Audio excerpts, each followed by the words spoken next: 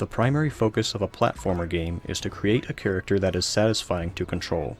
3D platformer characters thrive on a robust moveset comprised largely of momentum-based abilities. Controlling the character should be easy to understand on a basic level, while also providing a high skill ceiling for players who master the entire moveset.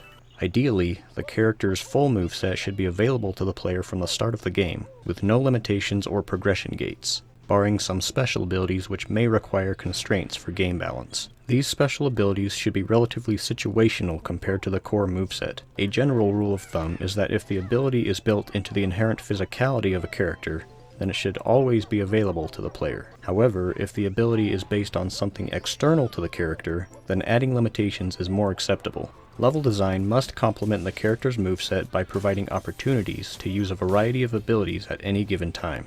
Because of this, it is recommended that the levels be relatively small, busy, and easily navigable. The result is an experience requiring constant player input, with no downtime for the player to lose engagement. If done correctly, this should compel the player to tackle levels with increased speed and skill as they master the moveset, finding a sense of accomplishment as they witness their skills improving.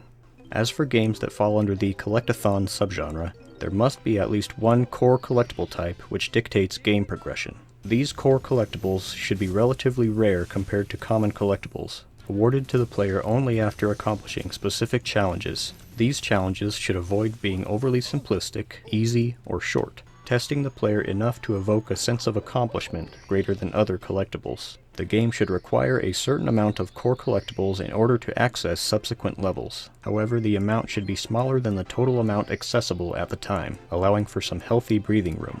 Each core collectible must also be of equal value, giving the player freedom to pursue the challenges he or she desires, and avoid the less appealing ones. Common collectibles, on the other hand, can have a variety of purposes depending on the game, as long as it is enough to incentivize collecting them.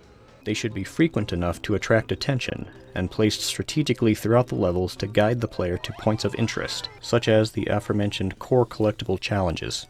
Platformers are games designed to be accessible to a large variety of players due to their easy-to-pick-up but tough-to-master design philosophy. Maintaining a strong sense of momentum is key to the success of any platformer, so creating a compelling movement system through the player character's moveset and level design are of paramount importance.